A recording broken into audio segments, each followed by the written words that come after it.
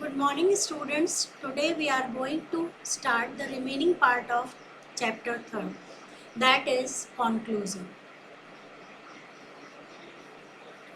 The process of globalization through liberalization and privatization policies has produced positive as well as negative results both for India and other countries. Some scholars argue that globalization should be seen as an opportunity in terms of greater access to global market, high technology and increased possibility of large industries of developing countries to become important players international arena. बच्चों, अब आपको मालूम है किसी भी चीज़ का conclusion जो होता है उसे हम अप्रेजल भी कहते हैं, क्योंकि उसमें हमें मेरिट्स और डिमेरिट्स दोनों बतानी होती है। तो जो हमारी ये जो एलपीजी पॉलिसीज़ थी, इसके लिए इसके रिजल्ट नेगेटिव भी आए और पॉजिटिव भी आए, और सिर्फ नॉट ओनली इंडिया बल्कि अदर कंट्रीज़ में भी हम देखते हैं इसके नेगेटिव और पॉजिटिव दोनों तरीके के रिजल्ट हमें देखने को मिले थे। कुछ स्कॉलर ये मानते हैं कि एलपीजी पॉलिसी एक अपॉर्चुनिटी के रूप में थी ग्लोबल मार्केट में, और कुछ ऐसा मानते हैं कि इससे हमें बहुत लॉस हुआ। इसका मतलब ये हुआ इसके मेरिट्स भी हैं और डिमेरिट्स भी हैं। तो अब हम ये देखेंगे कि इसके मेरिट्स क्या थे और डिमेरिट्स क्या थे। ये जो बॉक्स 3.3 है इसे हम बाद में देखेंगे। ग्लोबलाइजेशन के लिए अगर हम देखें, on the contrary the critics argue that globalization is a strategy of the developed country to expand their market in other countries. According to them, it has compromised the welfare and identity of people belonging to poor countries. It has further been pointed out that market-driven globalization has widened the economic disparities among nations and people. देखो बच्चों, ये जो LPG policy थी, इससे अगर हम देखें तो इसका सकारात्मक और नकारात्मक दोनों ही प्रभाव हमें देखने को मिलता है। लेकिन हम 1990s से पहले के अगर रिजल्ट को या इम्पैक्ट को देखें तो हम ये कह सकते हैं कि ये जो ग्लोबलाइजेशन था, ये डेवलप्ड कंट्री यानी अमीर देशों के लिए तो क्या था, जो डेवलपिंग कंट्री थी उनके इंटरनल मार्केट पर कब्जा करने की एक साजिश मानी गई है। ठीक है, यानी वहाँ पर अपना प्रभाव बनाए रखने, लाइक इंडिया में ब्रिटेन का, अमेरिका का इनका प्रभाव बनाया जा सके। इसके अलावा ग्लोबलाइजेशन जो है वो डेवलपिंग कंट्री के जो पीपल थे उनके डेवलपमेंट के लिए नहीं, बल्कि उनकी पहचान जो थी ना, रिकग्नाइजेशन जो था, वो आइडेंटिटी जो थी वो भी एक तरह से खतरे में पड़ गई थी। जैसे स्मॉल स्केल इंडस्ट्रीज़ थी और जो हैंडीक्राफ्ट उद्योग थे वो सब क्या होने लग गए, बहुत पीछे होने लग गए थे। फिर हम देखते हैं कि मार्केट ड्रिवन ग्लोबलाइजेशन से क्या था, जो डिफरेंट कंट्री थी उनके बीच में आपस में डिस्पार्टीज़ का मतलब होता है खाई, उनके बीच का अंतर जो था वो बहुत ज़्यादा बढ़ता जा रहा था। Viewed from the Indian context, अगर हम भारतीय परिप्रेक्ष्य में देखें तो सम स्टडीज, अनेक अध्ययन से have stated that the crisis that erupted in the early 1990s। बहुत सारी स्टडीज से हम देखें तो भारत में 1990 का जो ये क्या कहते हैं इसको, इनइक्वालिटी यानी इकोनॉमिक इनइक्वालिटी जो थी, यानी आर्थिक या वित्तीय संकट जो था, वो बहुत सारे भीषण रूप में परिवर्तित हो चुका था।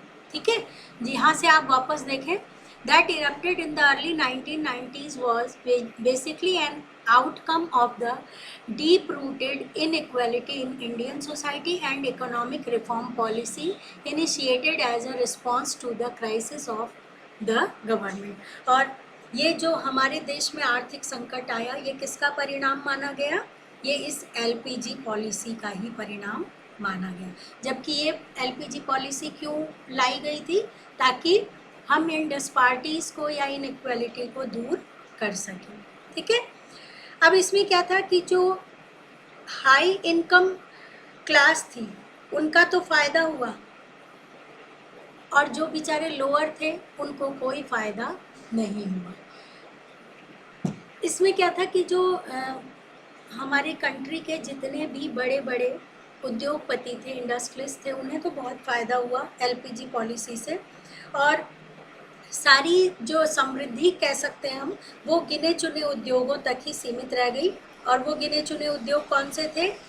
कम्युनिकेशन, टेक्नोलॉजी, इन सब से रिलेटेड चीज़ों को, मतलब ये जो थी, आप इसको अंडरलाइन कर लेना, the services sector such as telecommunication, information technology, finance, entertainment, travel and hospitality service और रियल एस्टेट वगैरह जो दे रखा है, इनमें ही हम देखते हैं कि ज़्यादा फ़ायदा हमें देखने को मिला था। लेकिन जो एग्रीकल्चरल सेक्टर था उसमें ज़्यादा फ़ायदा हमें देखने को नहीं मिला। तो इससे हम देखते हैं कि हमारी कंट्री के अंदर जो ये सुधार हुए थे, ये बड़े बड़े उद्योगपतियों को या बड़े उद्योगों को ही हुए। करोड़ों लाखों लोग जो एग्रीकल्चर से रिलेटेड थे, उन लोगों को ज़्यादा फ़ायदा नहीं हुआ। अब इसके लिए यहाँ पर ये जो बॉक्स दिया हुआ है, इसमें सिरिसिला ट्रेजेडी दी हुई है। सिरिसिला जो है बच्चों, ये एक छोटा सा गांव था आंध्र प्रदेश का, और यहाँ पर जो पावर लूम होते हैं ना, जैसे हथकरघा उद्योग कहते हैं, हाँ, जो लाइट से चलता है लेकिन उस लूम को यूज़ करते हैं बेचारे छोटे वर्कर लोग। तो ये सिरिसिला जो है वो आंध्र प्रदेश का एक छोटा सा गांव है। यहाँ पर पावर लूम से जो बुनकर लोग होते थे ना, वो बुनाई का काम किया करते थे। तो यहाँ पर क्या किया गया था, इलेक्ट्रिसिटी जो थी उसमें कटौती कर दी गई थी। अब जब लाइट की कटौती होगी तो वेवर्स जो होंगे उनका काम पूरा नहीं हो पाएगा, तो उनकी वेजेस में भी कटौती की गई, जिससे जीवन निर्वाह के लिए भी उनके पास पैसे नहीं बचे, लाइवलीहुड के लिए भी। तो उन्होंने क्या किया, 50% वर्कर जो थे उन्होंने सुसाइड कर लिया था। ठीक है, और इसलिए क्या आप ये सोचते हैं कि ये जो बिजली की दरों में कटौती हुई थी, ये होनी चाहिए थी या नहीं होनी चाहिए थी? इसका मतलब ये था, दरों में कटौती नहीं, यानी लाइट की जो पर यूनिट लाइट थी वो उसकी प्राइस राइज्ड हो गई थी, तो ये होनी चाहिए थी या नहीं होनी चाहिए थी? इसके आधार पर आपको अपने व्यूज़ देने हैं। तो अब अगर हम इन शॉर्ट देखें तो हम ये कह सकते हैं बच्चों कि ये जो पॉलिसी लाई गई थी एलपीजी पॉलिसी, इसकी मेरिट तो ये थी कि इसने एक वाइब्रेंट इकोनॉमी को जन्म दिया था, फिर फिस्कल डेफिसिट को कम किया था, इन्फ्लेशन जो था वो भी धीरे धीरे इम्प्लीमेंट होने लग गया था, जिसके कारण इकोनॉमिक कंडीशन जो थी वो अच्छी होती जा रही थी। इसके अलावा कंज्यूमर की सॉवरेनिटी पे भी बहुत पॉजिटिव इम्पैक्ट देखने को मिला। फिर flow of private foreign investment भी बढ़ता चला गया, और एक अलग से न्यू इमर्जिंग इकोनॉमिक पावर हमें देखने को मिली। लेकिन अगर हम इसके डिमेरिट्स को शो करें तो हम कह सकते हैं एग्रीकल्चर फील्ड नेग्लेक्ट हुआ था, अर्बन एरिया में ही ग्रोथ प्रोसेस जो थी कॉन्सेंट्रेटेड हो गई थी। फिर है इकोनॉमिक कॉलोनाइजेशन हमें देखने को मिला, यानी जो हायर क्लास थी वो और हायर होती गई।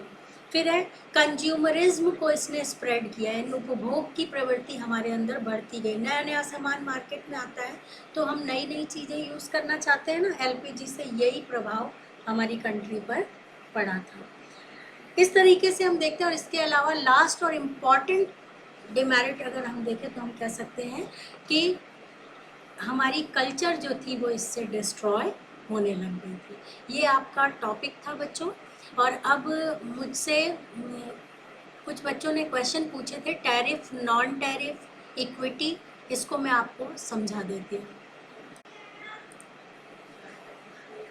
अब आपका ये 3rd चैप्टर कंप्लीट हो गया है। अब हम दूसरी वाली बुक जो है वो स्टार्ट करेंगे बच्चों, स्टैटिस्टिक्स की, जो हम कल से स्टार्ट करेंगे। अभी एक दो क्वेश्चन मुझसे लाइव क्लास में बच्चों ने पूछा था, एक तो टैरिफ और नॉन टैरिफ, एक बिटरल और बायोलेटरल और मल्टीलेटरल, और एक क्वेश्चन मुझसे पूछा गया था इक्विटी, जो लाइव क्लास में उतने अच्छे से एक्सप्लेन नहीं हो पाया था, उसको मैं आपको अभी एक्सप्लेन कर देती हूँ। सबसे पहले तो हम पढ़ेंगे tariff and non tariff barriers. देखो बच्चों, टैरिफ बैरियर का मतलब होता है सीमा से संबंधित बाधाएं जो थी। Tariff barrier mainly refer to barriers on imports through high import duty, मतलब जो सामान इंपोर्ट किया जाएगा उस पर बहुत हाई इंपोर्ट ड्यूटी लगाई जाएगी। इंपोर्ट के ऊपर जो टैक्स लगाया जाता है उसको बहुत हाई कर दिया गया था, उसे टैरिफ बैरियर कहते हैं। समझ आया? सीमा शुल्क देते हैं ना, जैसे अमेरिका से इंडिया में हम सामान मंगाएंगे, तो अमेरिका से इंडिया में जब सामान आएगा तो उस आने वाले या इम्पोर्टेड सामान के ऊपर जो टैक्स लगेगा या ड्यूटी लगेगी वो बहुत हाई पेड कर दी गई थी। तो ये क्या था, एक तरह से बाधा थी, क्योंकि वो टैक्स किस में ऐड हो जाता है, उस सामान की प्राइस में ऐड हो जाता है, तो अल्टीमेटली उस सामान की प्राइस इंक्रीज हो जाती है। फिर सेकंड था non tariff barrier. Non-tariff barrier generally refer to quota barriers implying quantitative restrictions on import. अब ये जो नॉन टैरिफ बैरियर था वो दूसरा बैरियर का मतलब बाधाएं होती हैं, ऑब्स्टिकल्स होते हैं। तो वो ऑब्स्टिकल्स क्या थे कि एक तो इम्पोर्ट ड्यूटी ज़्यादा कर दी गई, दूसरा कितना अमाउंट हम इम्पोर्ट कर सकते हैं ये कोटा भी डिसाइड कर दिया गया। अब मान लो तुम्हें 10 शर्ट की ज़रूरत है, लेकिन कोटा डिसाइड हो गया कि 7 शर्ट ही आएंगी, तो इससे क्या होगा कि एक तो कोटा क्वांटिटी कम कर दी गई, दूसरा उस कम क्वांटिटी पर टैक्स भी हाई लगा दिया गया। तो ये दो तरीके की बाधाएं थी, टैरिफ बैरियर और नॉन टैरिफ बैरियर। इसके अलावा एक वर्ड आया था बायोलेटरल एंड मल्टीलेटरल। बाय का मतलब होता है दो कंट्रियों के बीच में जब एक्सपोर्ट इंपोर्ट होता है उसे बायोलेटरल कहते हैं, ट्रेड एग्रीमेंट, ठीक है। और जब बहुत सारी कंट्रियों के बीच में होता है ट्रेड, तो उसे हम कहते हैं मल्टीलेटरल ट्रेड एग्रीमेंट, ठीक है। अब एक इम्पॉर्टेंट क्वेश्चन है बच्चों, इक्विटी।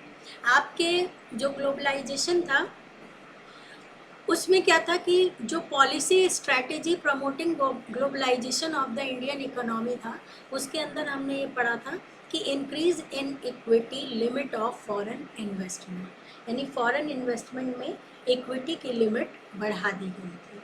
अब इक्विटी जो होती है उसको अगर हम सिंपल लैंग्वेज में समझें तो हम कह सकते हैं equity represents the amount of money that would be returned to a company's shareholder if all the assets were liquidated and all of company's debt was paid off.